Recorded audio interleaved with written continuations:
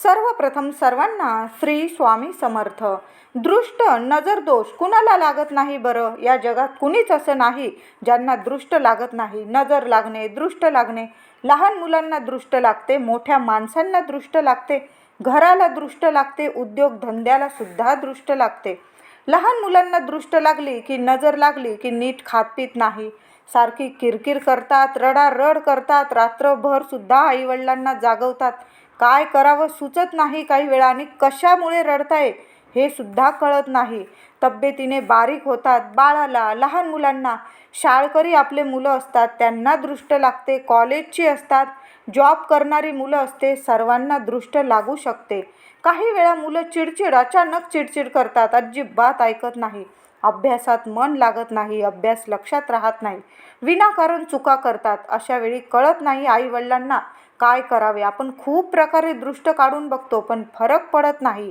काही वेळा मोठ्या माणसांना सुद्धा दृष्ट लागते, घराला दृष्ट लागते, काहींचा उद्योगधंदा असतो त्याला सुद्धा दृष्ट नजरबाधा लागते. तर काही लोकांना, महिलांना दृष्ट काढायचा मंत्र येत नाही, दृष्ट कशी काढावी हे सुद्धा येत नाही. आल्याची गेल्याची असं बोलून साधी सोपी सुद्धा दृष्ट काढता येत नाही. काही वेळा इतरांना विचारतात कशी दृष्ट काढावी.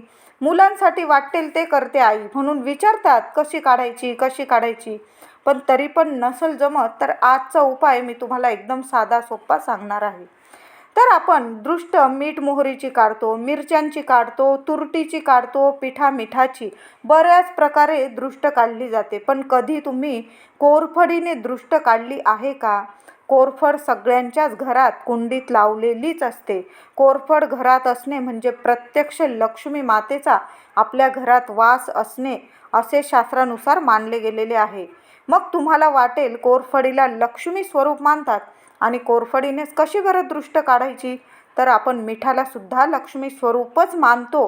तरी पण आपण घरात कुणालाही, अगदी लहानपासून मोठ्यांना दृष्ट लागली की आपण पहिले हातात घेतो ते मीठ आणि मोहरी आणि त्याने दृष्ट काढतो.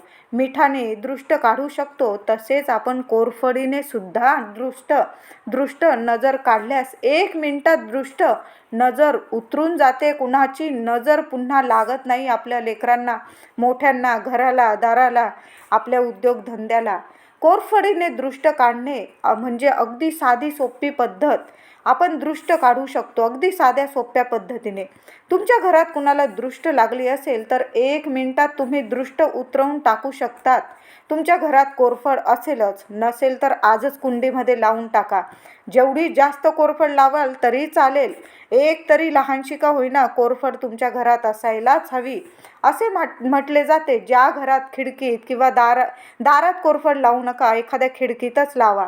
खिडकीत कोरफड लावलेली असते त्या घराला कुठलीच दृष्ट नजरबाधा, कुठली भूत पिशाच्य सुद्धा नकारात्मकता प्रवेश करू शकत नाही आपल्या घरात. म्हणून आजच घरात लहान का होईना कोरफड आणून कुंडीत लावूनच द्या. खिडकीत ठेवली एखाद्या कोपऱ्यात तरीही चालेल, दारात ठेवू नका, एखाद्या खिडकीत ठेवा चालेल, हॉलच्या खिडकीत ठेवली तुम्ही तरीही चालेल. कधीच तुमच्या घराला वाईट दृष्ट लागणार नाही, नकारात्मकता तुमच्या घरात प्रवेश करू शकणार नाही. माता लक्ष्मी सदैव तुमच्यावर अखंड तुमच्या घरात वास करेल. अशा घरात कायम माता लक्ष्मी वास करते, म्हणून घरात कोरफड असावीच. कोरफड फार उपयोगी पडते. घरात कुणाला दृष्ट लागली असेल, नजर लागली असेल तर कोरफडीचं 1 पान घ्यायचं, फक्त 1 पान. लहान घ्या, मोठं घ्या असं काही नाही. 1 पान घ्यायचं, अख्खंच पान घ्यायचं, तुकडे तोडू नका, ब्लेड वगैरे घेऊ नका, कैचीनी किंवा सुरीने वगैरे आपल्याला ते पान तोडायचं नाही. अख्खं पान घ्या आणि ज्या व्यक्तीस दृष्ट लागलेली असेल, तुमचे मुलं असतील, कोणी घरातल्या कुठल्याही व्यक्तीला दृष्ट लागली असेल, त्यांच्यावरून 7 वेळा उतरवून ते पान कचऱ्यात टाकून द्या. त्यामुळे 1 मिनिटात कशीही लागलेली दृष्ट नजरबाधा दोष उतरूनच जातो. कोरफडीने दृष्ट काढताच कुठल्याही मंत्राची गरज लागणार नाही तुम्हाला. फक्त 7 वेळा नजर लागलेल्या व्यक्ती समोर उभं ठेवा. तुम्हाला समोर उभं राहायचं आहे. ज्या व्यक्तीला नजर लागली त्याला समोर उभं करा आणि जी व्यक्ती नजर काढणार आहे ती समोरासमोर उभं राहून त्याच्या डोक्यापासून ते पायापर्यंत नीट अगदी काढायची म्हणून काढून टाकू नका, अगदी शांततेत काढा. नजर काढताना कधी पण शांततेत काढायची. वेगळेच डोक्यात विचार आहे तुमच्या आणि तुम्ही फक्त ते उतरवताय, याला काहीच अर्थ नसतो. शांत उभे राहा. ज्या व्यक्तीला नजर लागली त्याला समोर उभं करा. त्याच्या डोक्यापासून ते पायापर्यंत नीट कोरफडीचं एक पान उतरवून 7 वेळा उतरवून कचऱ्यात टाकून द्या. हातपाय धुवून मग घरात तुम्ही कुठल्याही गोष्टीला हात लावू शकतात. कधी पण दृष्ट, नजरबाधा, कुठला उतारा केला की आधी तो बाहेर टाकून आल्यावर हातपाय धुवायचे. थोडं पाणी शिंपडून घेतलं हातापायावर तरीही चालेल आणि मगच बेडवर, सोफ्यावर कुठंही बस उठ करा आणि कुठल्याही कामाला हात लावू शकता. पण आधी हात लावायचा नाही. कोरफडीचं पण असंच. कोरफडीने साध्या सोप्या प्रकारे तुम्ही दृष्ट काढली. 7 वेळा पान उतरवून घ्या. ज्या व्यक्तीला दृष्ट लागली तिच्यावरून डोक्यापासून ते पायापर्यंत सरळ कचऱ्यात टाकून द्या. कचऱ्याच्या डब्यात वगैरे, एखाद्या नाल्यात, गटरीत वगैरे टाकून दिलं तुम्ही तरीही चालेल आणि हातपाय धुवून घरात या. लगेच दृष्ट, नजर उतरून जाते. 1 मिनिटाच्या आत तुमचं लेकरू हसतं खेळतं तुमच्या हातात राहील, तुमच्या जवळ येईल. मुलांची किरकिर, चिडचिड लगेच कमी होते. अभ्यासात मन लागते. वास्तुशास्त्रानुसार कोरफडीमध्ये नकारात्मक ऊर्जा शोषून घेण्याची इतकी क्षमता असते. म्हणून कोरफडीने जर लहानांची, मोठ्यांची, घराची, उद्योगधंद्याची दृष्ट काढली तर 1 मिनिटात उतरून जाते म्हणजे जाते. नजर दोष जाईल. कोरफडीने दृष्ट काढताना दिवस बघण्याची सुद्धा काही गरज नाही. तुम्ही कधीही अमावस्या, पौर्णिमा, म्हणजे रविवार, सोमवार, बुधवार, मंगळवार कुठल्याही दिवशी तुम्ही कोरफडीने तुम्ही दृष्ट काढू शकता.